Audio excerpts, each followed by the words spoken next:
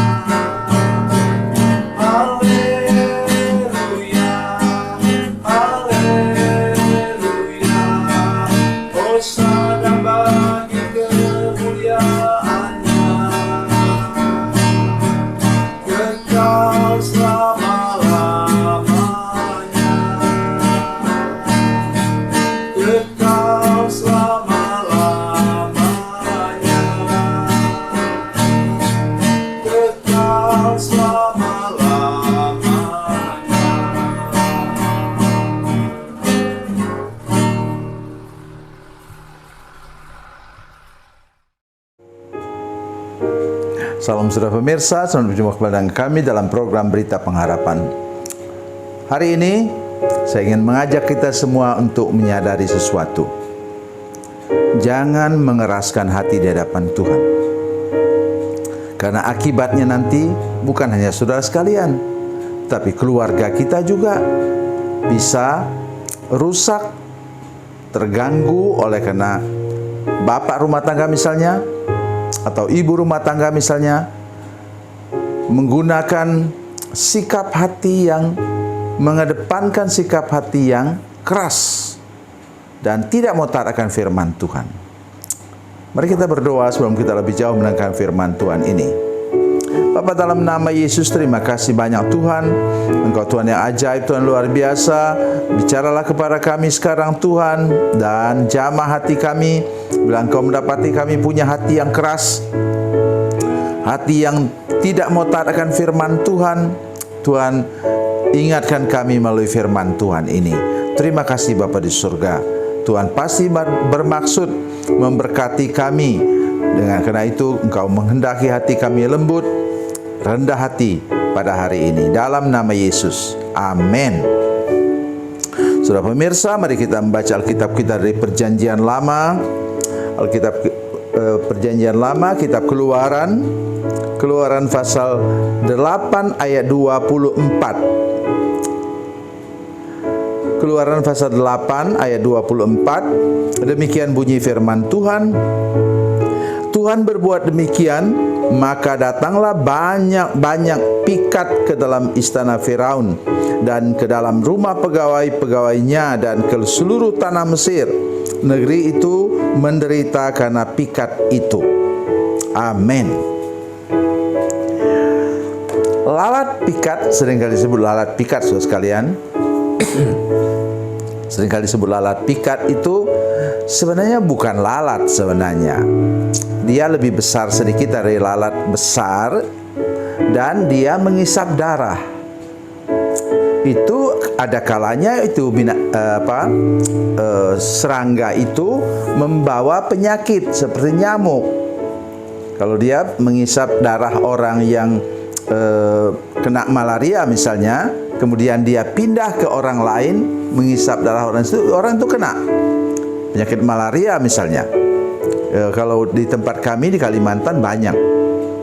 Ya, saudara sekalian, itu membuat orang Mesir menderita. Gara-gara apa? Tadi saya sudah mulai dengan katakan bahwa gara-gara kekerasan hati Firaun. Di sini tidak ada Firaun sekarang, tetapi ada Firaun kecil. Misalnya bapak rumah tangga yang susahnya minta ampun diajak ke gereja. Ada juga ibu rumah tangga. Kalau hari Minggu mikirkan apa?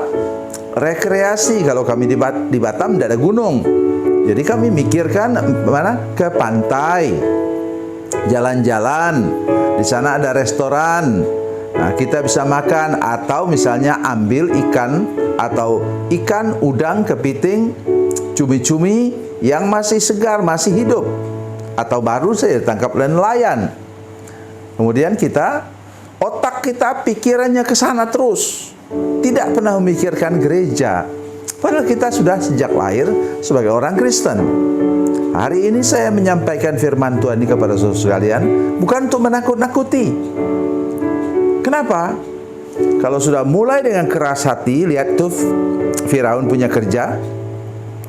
Dia mulai dengan melihat mujizat apa?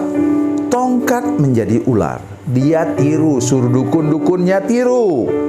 Ya, bisa ditiru. Kedua, air.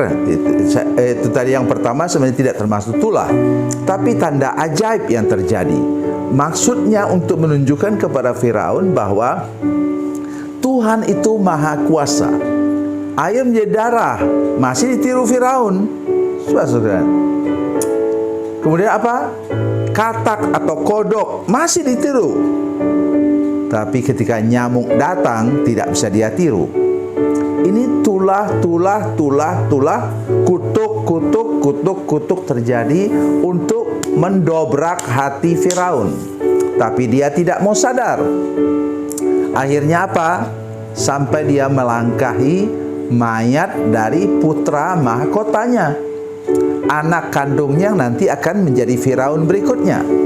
Coba saudara bayangkan, berapa banyak orang menderita secara pertanian, perkebunan, peternakan, juga kesehatan manusia. Dan sekarang kena lalat pikat. Oleh sebab itu saudara-saudara sekalian, jaga-jaga baik hidup saudara sekalian. Mengapa dikirim lalat pikat? Rupanya di Mesir sudah biasa orang menjadi rentenir, menghisap darah orang lain. Saudara sekalian, rentenir begitu jahat. Mengapa? Dia memanfaatkan kesulitan orang. Katakanlah kami dari Batam misalnya, keluarga meninggal di Medan, tidak punya cukup uang, pinjam ke rentenir, dan akibatnya apa saudara sekalian? Akibatnya ialah di mana kita diperas habis-habisan. Nah, bunga bank sekarang seperti apa? Nah, sekarang kemudian diperas oleh rentenir yang 10 kali lebih mahal daripada bunga bank. Saya banyak melayani saudara sekalian orang-orang seperti itu. Jadi sekarang ingat, jangan pernah mengeraskan hati di hadapan Tuhan. Kalau Tuhan suruh ini, ikut. Suruh ini, ikut. Yang saya katakan tadi terutamalah yang sudah biasa kita dengar, yaitu ke gereja. Malam minggu jangan ingat yang lain-lain, ingatlah ke gereja. Itu lagu yang saya sudah putar di Facebook itu saudara sekalian. Ingat hari Minggu, ingatlah gereja. Tapi kita mikir apa? Jalan-jalan ke pantai. Atau saudara mungkin di tempat yang lain, jalan-jalan ke gunung. Pergi. Gunakan kesempatan untuk keluarga, katanya, tanda kutip. Padahal saudara sengaja menghindari gereja. Itu akan mendatangkan masalah besar dalam kehidupan saudara-saudara sekalian, sehingga akhirnya nanti saudara menjadi orang yang tidak diberkati dan malapetaka silih berganti terjadi. Apakah itu ancaman? Bukan. Mengingatkan kita supaya kita mau bertobat sungguh-sungguh, ikut Tuhan sungguh-sungguh, dan akhirnya sampai kepada tujuan Tuhan dan rencana Tuhan. Tuhan Yesus memberkati, Tuhan Yesus baik. Mari kita berdoa. Bapa, dalam nama Yesus, terima kasih untuk firman-Mu hari ini kepada kami. Kami berdoa supaya setiap orang yang mendengarkan firman Tuhan ini menjadi orang yang rendah hati, lembut hati, mau diatur oleh Tuhan, sehingga kami akhirnya akan sampai bersama-sama nanti kepada tujuan rencana-Mu, dan kami akan sampai kepada berkat, berkelimpahan, kesehatan yang baik yang Tuhan rencanakan untuk kami. Dalam nama Yesus, haleluya, amin.